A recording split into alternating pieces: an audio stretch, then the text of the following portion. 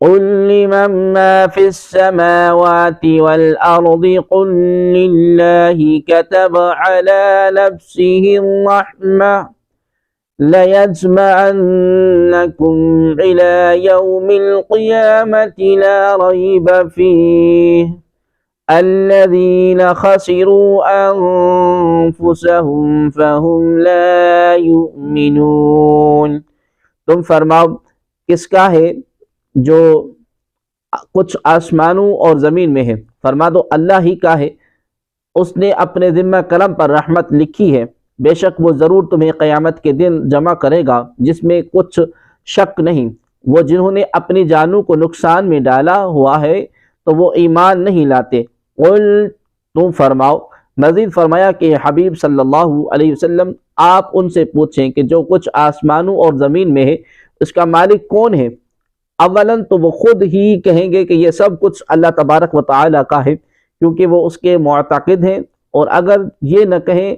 تو تم خود یہ جواب دو کہ سب کا مالک اللہ تبارک و تعالیٰ ہے، کیونکہ اس کے سوا اور کوئی جواب ہو ہی نہیں سکتا، اور اس جواب کی مخالفت کر ہی نہیں سکتے، کیونکہ بت جن کو یہ مشرکین پوجتے ہیں وہ بے جان ہی کسی چیز کے مالک ہونے کی صلاحیت نہیں رکھتے، خود دوسروں کے مملوک ہیں، جب آسمان اور زمین کا وہی مالک ہو سکتا ہے جو حی اور قیوم، ازلی اور ابدی، قادر مطلق، ہر شے پر متصرف اور حکمران ہو، تمام چیزیں اس کے پیدا کرنے سے وجود میں آئی ہیں، ایسا سوائے اللہ تبارک و تعالیٰ کے کوئی نہیں ہے۔ اس لیے تمام آسمانی و زمینی کائنات کا مالک اس کے سوا کوئی نہیں ہو سکتا۔ كتب على نفسه الرحمة، اس نے اپنے ذمہ کرم پر رحمت لکھ لی ہے، یعنی اس نے رحمت کا وعدہ فرما لیا، اور اللہ تبارک و تعالیٰ کا وعدہ خلافی کرنا اور معاذ اللہ جھوٹ بولنا محال ہے۔ اس نے رحمت کا وعدہ فرما لیا، اور رحمت عام ہے، دینی ہو یا دنیوی، اپنی معرفت اور توحید اور علم کی معرفت ہدایت فرمانا بھی اس رحمت فرمانا میں داخل ہے۔ یوں ہی کفار کو مہلت دینا اور سزا دینے میں جلدی نہ فرمانا بھی رحمت میں داخل ہے، کیونکہ اس سے انہیں توبہ اور رجوع کا موقع ملتا ہے۔ اس بات میں کوئی شک نہیں کہ اللہ تبارک و تعالی سب سے زیادہ رحیم اور سب سے بڑھ کر کریم ہے، اس کے رحم و کرم کے خزانوں کی کوئی انتہا نہیں، وہ چاہے تو عمر بھر کے گناہ گار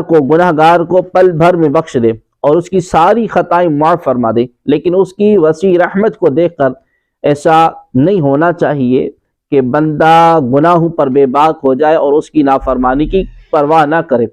امام غزالی رحمۃ اللہ تعالی فرماتے ہیں کہ جس کا خلاصہ یہ ہے کہ گناہ گار مومن اس طرح دھوکے میں مبتلا ہیں کہ وہ کہتے ہیں کہ اللہ کریم ہے، مجھے اس کے عفو اور درگزر کی امید ہے، پھر اس بات پر بھروسہ کر کے اعمال سے غافل ہو جاتے ہیں۔ ان کا خیال ہے کہ اللہ تبارک و تعالیٰ کی نعمت وسیع اور رحمت اور کرم عام ہے، اس کی رحمت سمندر کے مقابلے میں بندوں کے گناہوں کی کیا حیثیت ہے۔ تو ہم توحید کو ماننے والے اور مومن ہیں، اور ایمان کے وسیلے سے اس کی رحمت کے امیدوار ہیں۔ بعض اوقات ان کے پاس اس امید کی دلیل یہ ہوتی ہے کہ ہمارے باپ داتا نیک لوگ تھے اور ان کا درجہ بلند تھا، جیسے کئی لوگ اپنے نسب کی وجہ سے دھوکے کا شکار ہے، حالانکہ وہ خوف خدا اور تقوی اور پرہیزگاری وغیرہ کے سلسلے میں اپنے آباء و اجداد کی سیرت کے خلاف چلتے ہیں۔ تو گویا ان کا گمان یہ ہے کہ یہ لوگ اللہ کے نزدیک اپنے باپ دادا سے بھی زیادہ معزز ہیں، کیونکہ وہ باپ دادا تو انتہائی درجے کی تقوی کے باوجود خوف زدہ رہتے تھے، اور یہ لوگ انتہائی درجے کے فسق اور فجور کے باوجود بے خوف ہیں۔ یہ اللہ تبارک و تعالیٰ کی ذات پر بہت بڑا دھوکہ ہے۔ اس طرح شیطان اعلیٰ نسب والوں کے دلوں میں یہ بات ڈالتا ہے، جو کسی انسان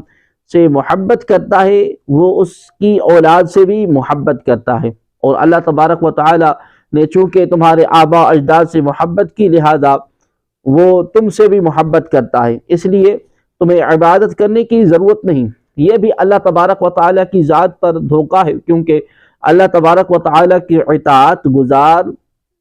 اللہ تبارک و تعالی اطاعت گزار بندے کو، اطاعت گزار کو پسند فرماتا ہے اور گناہ گار کو پسند نہیں فرماتا۔ تو جس طرح گناہ گار بیٹے کو برا جاننے کی وجہ سے اس کے فرما بردار باپ کو برا نہیں جانتا، اسی طرح فرما بردار باپ کی اطاعت گزاری کی وجہ سے اس کے گناہ گار بیٹے سے محبت بھی نہیں کرتا۔ اگر محبت باپ سے بیٹے کی طرف چلی جاتی تو قریب تھا کہ نفرت بھی سرایت کرتی، جبکہ حق بات یہ ہے کہ کوئی بوجھ اٹھانے والا دوسرے کا بوجھ نہیں اٹھاتا، اور جس شخص کا یہ خیال ہو کہ وہ اپنے باپ کی پرہیزگاری کی وجہ سے نجات پائے گا تو وہ اس آدمی کی طرح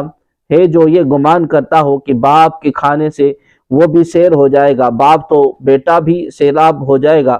باپ پیے تو بیٹا بھی سیراب ہو جائے گا، باپ کے سیکھنے سے بیٹا بھی عالم ہو جائے گا، اور باپ کعبہ شریف میں پہنچ جائے تو اس کے وہاں پہنچنے سے بھی وہاں پہنچ جائے گا